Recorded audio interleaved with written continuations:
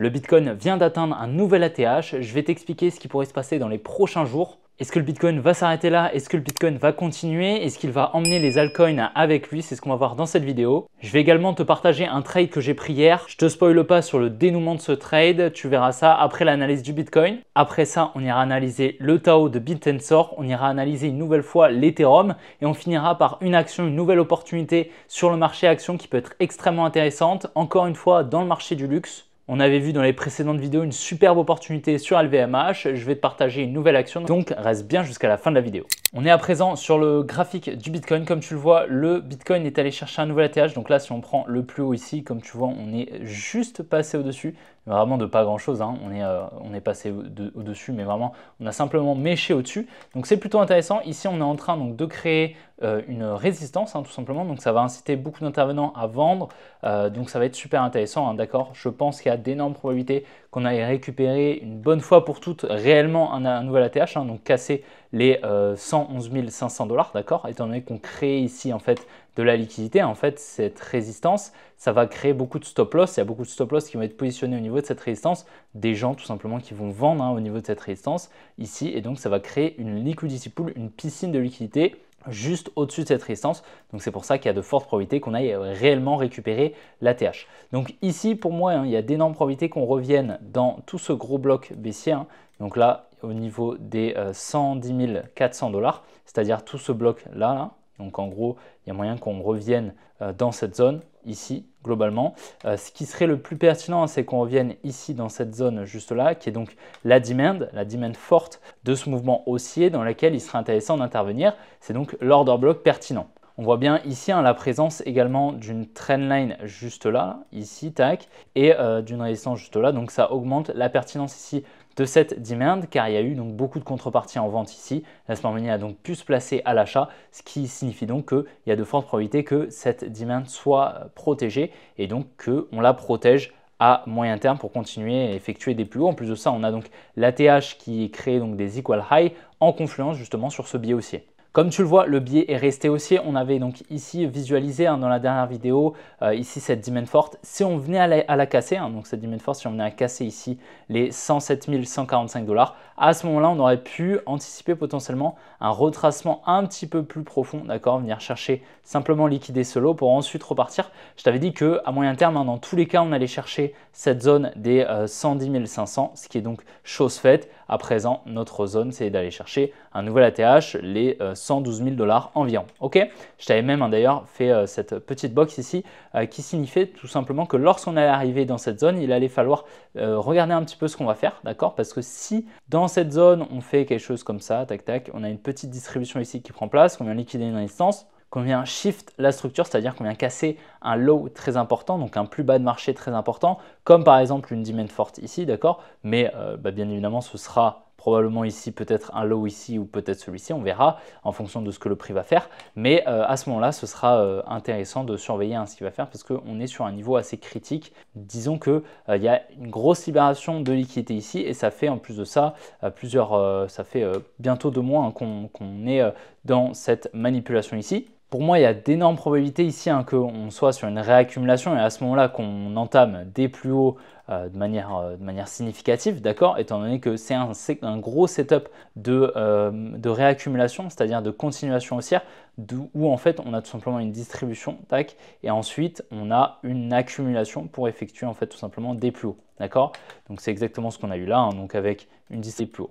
Pour le moment, qu'est-ce qu'on va attendre? On va donc attendre potentiellement ici cette zone, hein, dans laquelle on pourrait potentiellement intervenir si on ne vient pas dans un premier temps liquider la résistance. Si on fait quelque chose comme ça, là ce sera un petit peu moins pertinent d'intervenir dans cette demand. Par contre, si on vient dans un premier temps ici, là tu peux être sûr que je vais chercher de l'achat, un long pour pouvoir target ici l'ATH, d'accord? Parce qu'il y aura de fortes probabilités, comme je t'ai dit, d'aller récupérer cette zone des 112 000 $. Et donc c'est une zone haute probabilité de retour qui est donc une très bonne zone de profit. En tout cas, pour un trade, c'est clairement le mieux, hein, de mettre son take profit très proche de son point d'entrée. Donc, chercher un RR de 3, de 4. D'ailleurs, je vais te montrer, hein, juste après le trade que j'ai pris hier, hein, qui est vraiment dans Dans cette configuration, d'accord, donc pas un très gros RR, mais par contre l'exécution a été très rapide et c'est ce que personnellement je vais rechercher, c'est des exécutions assez rapides avec des RR entre 2 et 4, c'est parfait, vraiment c'est parfait.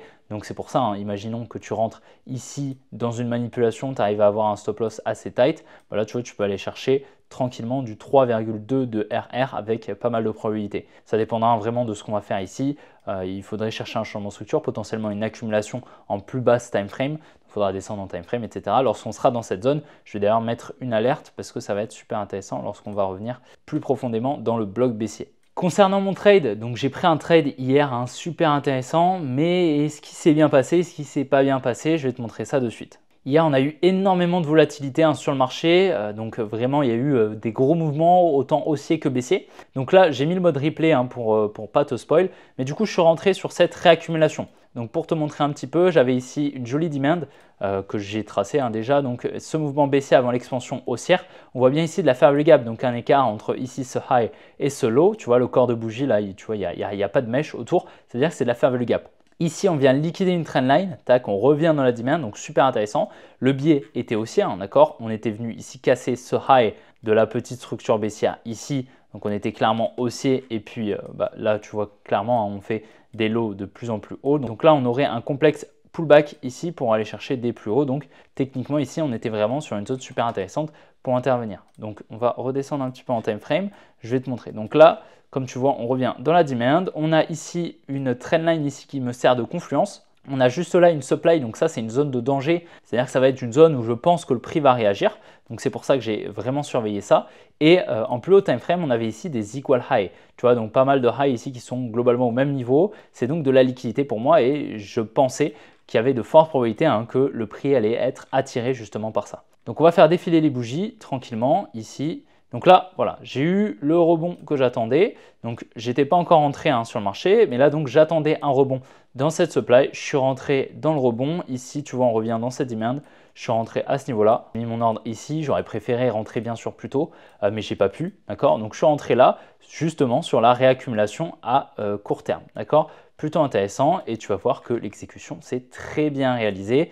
Donc on va faire défiler les bougies, tac tac tac. On a eu un petit mouvement haussier pas très impulsif et là après, boum, on est venu chercher assez rapidement le take profit. Donc ça c'est un trade à 4,2 R, donc ça me fait un petit peu plus de 2500 $ de profit, donc c'est plutôt intéressant avec un risque de 400 $ étant donné que j'ai fait 1,4 R par risque sur ce trade, c'est-à-dire que j'ai multiplié par 1,5 mon risque de base pour pouvoir prendre le trade étant donné que c'était un setup haute probabilité, donc plutôt intéressant. Donc j'ai augmenté légèrement mon risque, ce qui me fait donc un risque de 600 $ sur ce trade avec 4,2 de risk reward sur ce trade avec une exécution extrêmement rapide. Donc ça fait vraiment voilà, de 2500 $ en l'espace de 2 heures. Donc c'est super intéressant et comme tu le vois juste après, on est venu chercher mon stop loss directement après. Mais bon, j'étais sorti du trade bien sûr, mais il y a eu tellement de volatilité, tu vas voir ça, voilà, tu vois, on s'est très vite retourné. Donc c'est pour ça que j'ai mis mon take profit au niveau d'un niveau de haute probabilité de retour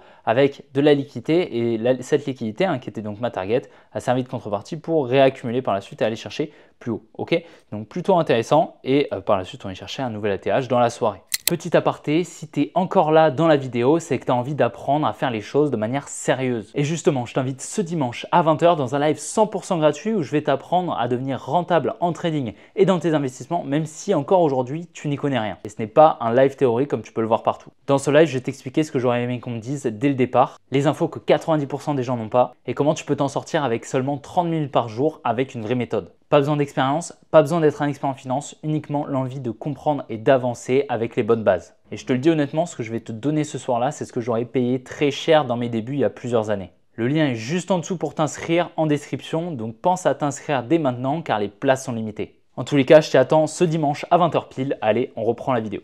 À présent, on va analyser le Tao. Donc déjà, ce qui est super intéressant à repérer sur le Tao, c'est les zones de liquidité au nord. Donc là, comme tu vois, on a des equal high, donc ça c'est de la liquidité. Et là, on a de nouveau une résistance, donc ça pareil, c'est de la liquidité. Donc au niveau des 490 $ et également au niveau des 590 $. Pour le coup, ce qui est également important à repérer, c'est ici cette zone d'equal low au niveau des 165 $ qui est donc entre les zones de liquidité et le prix actuel, tu vois. Donc il y a le prix actuel ici, il y a la zone de liquidité au sud, la zone de liquidité au nord ici. Donc pour le coup là, il faut vraiment la prendre en compte hein, quand même parce que c'est de la liquidité. Mais voilà. Mais pour le moment, on est haussier, comme tu vois, on a donc eu un changement de structure qui a pris place juste là, hein, au niveau des 285 $ environ. Donc pour le moment, la structure reste haussière sur le prix du Tao. On serait ici là sur un complexe pullback. On peut littéralement faire un peu ce qu'on veut avant d'aller chercher probablement des plus hauts. En tout cas, c'est pour le moment ce qui est le plus pertinent. Donc c'est plutôt intéressant parce qu'ici on est venu récupérer tous ces lots juste là qui est donc de la liquidité, hein, d'accord. Donc on est en train de potentiellement réaccumuler, mais c'est important de surveiller un petit peu ce qu'on va faire. Pourquoi? Parce que regarde, là, si tu regardes un petit peu ce qu'on a, on a ici plein d'equal low, plein de lots juste là qui sont au même niveau. Donc ça, pareil, c'est de la liquidité et juste en dessous, on aurait potentiellement une demand intéressante hein, que je vais essayer de te tracer juste là. Tu vois, donc en fait, on est déjà revenu dedans. On pourrait la mettre au 50% comme ceci et il serait pas impossible, tu vois, d'y revenir. En tout cas, si on y revient, ça pourrait être une bonne zone d'intervention. Ici, si on regarde, on a également une grosse trendline hein, juste là qu'on est venu liquider maintenant. Mais en tout cas, on a vraiment beaucoup de liquidité au nord. Donc pour le moment, je suis plutôt haussier honnêtement. Enfin, la structure est haussière, hein, donc techniquement, on a beaucoup de liquidité. Donc c'est assez confluent. Ici, on a également une trendline juste là. Donc voilà, pour le moment, je pense qu'il y a pas mal de probabilités qu'on effectue des plus hauts. Et si on a un retracement, c'est pas impossible. Hein. On pourrait potentiellement revenir dans ce bloc. C'est pas impossible, d'accord, à partir des 330 $. En tout cas, pour le moment, la structure reste haussière. Et c'est plutôt intéressant ici ce qu'on fait. Pourquoi? Parce qu'on a une réaccumulation hein, qui se présente. Elle n'est pas magnifique, mais globalement, ce qu'on voit, c'est une grosse expansion assez volatile. On a un retracement qui est assez lent et on pourrait donc espérer une grosse expansion assez volatile haussière sur le prix du Tao, hein, c'est-à-dire aller chercher plus haut à partir de maintenant, tac, une grosse expansion. Maintenant, on va surveiller bien sûr ce qui va se passer, pour le moment en tout cas, mais ce qui est intéressant, c'est que la prochaine supply qui serait vraiment pertinente pour un retour, enfin je veux dire pour un retournement, ce serait au niveau des 416 $. Tu vois, donc elle est quand même plutôt loin et elle est pour le coup pas très pertinente. Hein. Donc honnêtement, si on commence à avoir un réel mouvement haussier, on fera peut-être quelque chose comme ça pour aller chercher plus haut. Mais voilà, en tout cas, ce serait potentiellement intéressant de revenir ici dans cette zone hein, si on a un plus gros retracement sur le Bitcoin au niveau des 260 $. Mais pour le moment, la structure paraît haussière, hein, d'accord. Comme tu vois ici, on a eu un mouvement baissier, tac, tac, tac, le changement de structure qui a pris place avec ce gros mouvement haussier juste là, juste ici, ok. Mais ce qui me dérange un petit peu ici, c'est ce support au niveau des 312 $ avec une potentielle demand juste en dessous. Hein. On pourrait potentiellement venir la chercher tac, pour ensuite repartir. Ça arrive parfois qu'on fasse des choses comme ça. Il va falloir surveiller un petit peu ce qui pourrait se passer. En tout cas, à court terme, là pour le moment, j'ai l'impression qu'on est en train de réaccumuler. Il y a eu une petite distribution hein, qui a pris place juste là. On est venu chercher la trailing hand juste ici. On est venu la liquider, on a une jolie réaction après. Donc pour le moment, je reste plutôt haussier à moyen terme hein, sur le Tao. C'est vraiment plutôt intéressant. C'est un des altcoins qui est pour le coup les plus haussiers avec l'Ethereum selon moi. Donc sur l'Ethereum, le biais reste le même. Si tu as déjà vu mes précédentes vidéos, hein, donc tu te souviens ici de cette grosse résistance au niveau des 2900 qui est donc énormément de liquidité. Et puis cette jolie supply juste là qui est extrêmement forte et qui est donc au niveau des 3000 $. Pour moi, il y a d'énormes probabilités. Je te le répète déjà depuis plusieurs semaines, mais pour moi, c'est extrêmement probable qu'on aille récupérer cette zone des 3000 $. D'accord? Il y a d'énormes probabilités. Ici, on a quand même ici une petite trendline, hein, donc il faudra voir est-ce qu'on vient la liquider ou pas. Elle n'est pas énormément, elle n'est pas flagrante, d'accord, elle n'est pas extrêmement importante. En tout cas, ici, on aurait donc l'order block pertinent qui serait celui-ci. On pourrait le raffiner comme ceci, hein, d'accord. On pourrait le raffiner comme ça, à toi de voir, d'accord. Mais pour le moment, en tout cas, c'est l'order block au niveau des 2600 $. On pourrait potentiellement y revenir, tac, pour aller chercher la supply des 3000 $. Et en même temps, on liquiderait ici cette petite trendline. Ce serait plutôt intéressant. En tout cas, ce qui est sûr, c'est qu'à moyen terme, selon moi, il y a d'énormes probabilités de venir récupérer la supply des 3000 $. Elle est extrêmement importante, beaucoup de liquidité et on a la faible gap ici. Donc une fois que par contre qu'on sera dedans, là ce sera un petit peu plus délicat parce que c'est une supply tellement forte qu'on devrait avoir un assez gros rebond. Pour moi, la supply ici est bien plus forte que celle-ci et tu vois déjà que cette supply, elle a quand même libéré un très gros mouvement, un très gros rebond, une très grosse réaccumulation. Donc c'est pour ça que je vais vraiment surveiller ce qui va se passer là parce qu'il peut se passer pas mal de choses. Hein. Surtout que là, tu vois, si on regarde avec les vagues d'Elliott, hein, bon, je les utilise pas très souvent, mais on aurait potentiellement ici une 1, 2, 3, 4, 5 et on aura ici une A, B, C. Tac, et généralement après il y a une 1, 2, 3, 4, 5, tu vois. Donc c'est pour ça, je vais quand même surveiller, mais dans tous les cas ici à court ou moyen terme, je pense qu'il y a d'énormes probabilités d'aller chercher les 3000 $. En tout cas pour le moment, je reste haussier sur l'Ethereum, comme je t'avais déjà expliqué depuis plusieurs semaines. Donc l'action que je voulais te partager avec justement l'action d'LVMH qu'on avait vu déjà depuis plusieurs semaines, c'est l'action de L'Oréal, donc qui est super intéressant. Donc comme tu sais, c'est une action qui est également dans le luxe, tout comme LVMH, donc c'est des actions qui sont plutôt corrélées et donc ça peut permettre de nous servir de confluence avec l'action, notre analyse sur l'action de LVMH. Donc déjà, ce qui est super important à faire dans un premier temps quand tu analyses un actif, c'est de monter en time frame. Donc tu peux aller te mettre en 3 mois ou en monthly. Là actuellement, je suis en monthly et ce qui est important, c'est de regarder ce qui s'est passé avant. Donc là, qu'est-ce qu'on voit? On voit que chaque mouvement baissier et mitigated, c'est-à-dire qu'on revient à chaque fois dans chaque mouvement baissier. Tu vois le gros mouvement baissier du Covid, boum, on revient dedans ici. Alors on va descendre un petit peu en time frame peut-être pour un peu mieux voir, mais globalement ici tu vois on a le mouvement baissier du Covid, on revient ici dedans, ici, ici également, ici, etc., etc. Puis ensuite ce gros bloc baissier juste là, on revient dedans ici, tac. Et puis là, comme tu vois précédemment, on est revenu dans le plus gros bloc, le dernier bloc juste là qui était revenu dans le précédent, tac, pour effectuer la mitigation encore une fois. Donc là, à mon avis, selon moi, il y a d'énormes probabilités que le bottom soit posé juste ici.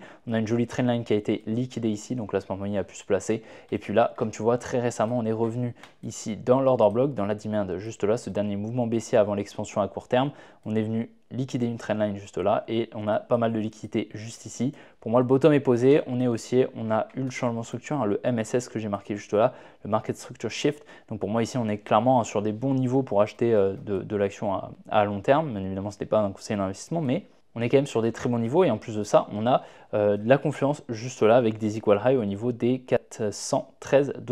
Donc pour moi ici, on devrait aller chercher un nouvel ATH dans les prochains mois, voilà, au niveau des 480 $, mais le risk-reward est moins intéressant que sur l'action d'LVMH. Pour rappel, l'action d'LVMH, tu as quand même un x2 à aller chercher jusqu'à l'ATH. Là, on interviendrait un petit peu plus tard, il y aurait 20%.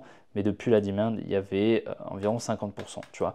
Donc un petit peu moins intéressant, l'action de la VMH est quand même une meilleure opportunité selon moi. Mais là, pour le coup, je pense qu'on va être plus rapidement au niveau de la TH que l'action de la VMH. Mais 20%, c'est quand même une super performance sur cette action qui est plutôt safe, honnêtement, à un long terme. Comme tu vois, l'order flow est clairement haussier, il n'y a pas de doute là-dessus. Donc je pense que ça devrait continuer ainsi dans les prochains mois et les prochaines années. Donc j'espère que la vidéo t'a plu, si c'est le cas, n'hésite pas à la liker et à t'abonner si ce n'est pas déjà fait. N'oublie pas de t'inscrire au live de dimanche à 20 h, tu as le premier lien en description. Dans tous les cas, on se retrouvera très bientôt pour une prochaine vidéo. Allez, ciao les gars!